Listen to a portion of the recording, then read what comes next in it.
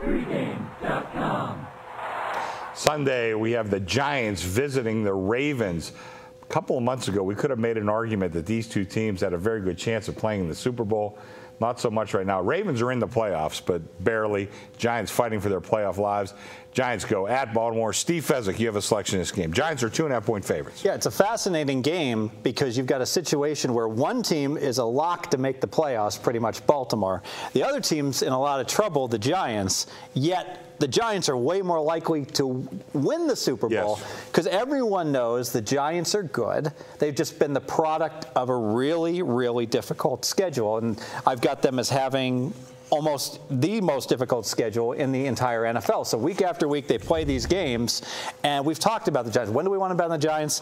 We want them on the road. And we want them against a premium team, and we want them when their backs are against the wall and they need to win because they always come through, at least in recent history.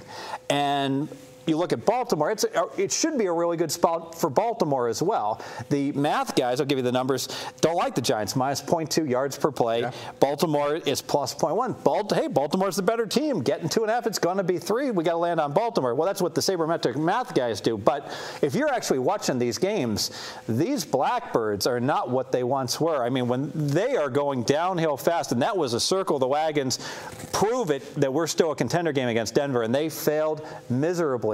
Getting rid of their offensive coordinator, I expect a little bit of a bump, but I forgot that their new offensive coordinator is an idiot. He's the worst. He was the worst coach in the NFL. So you had to stick a mirror under his nose to make sure he was alive, I think. Oh my goodness! And just shows how great Peyton Manning is. Yeah, that he could win with this guy. So the crowd was booing. They're all over Flacco. This no huddle offense it wasn't working on the road. Now it's not working at home suddenly. And people say, well, it's kind of a phony final. They lost 34-17 because 10-0. They should have been able to get in the end zone. Well, no, it was 10-0 and they were in the red zone. I was not confident at all they'd get in the end zone. Now let's look at the other side. It's 34-10 and the kid breaks 4 tackles to get a touchdown at the end of the game to make it 34-17. So you could argue they both kind of got a cheap touchdown at the end of each half. And Denver, although I've got them as right there at the best team in the AFC, they still were somewhat, it was early start time, kind of a flat spot, and you would expect Baltimore should have been much more competitive. And you add it all up, and how can you have any confidence to play Baltimore here? Jim Caldwell, you mentioned, excuse me, Chuck, I just want to make this point. One of the knocks on Cam Cameron was Rice wasn't getting the ball enough. You realize Ray Rice did not touch the ball one time on 3rd down last week. On a carry, not on a pass. No passes sent his way on 3rd down. I mean, that's unbelievable and ridiculous. Chuck Edel. You talk about the sabermetrics and some of the stats. Well, those are season combined. If you look at Baltimore over the last 5 or 6 games, I mean, they're really, the wheels have been coming off. They haven't covered the last 3 games. The last game they covered was that crazy game against San Diego on the 4th and 29 play when they beat San Diego. The game before that, they beat Pittsburgh 13-10 with the backup Leftwich, I believe, was in that game with no ribs left or something. So I mean, this is Baltimore team.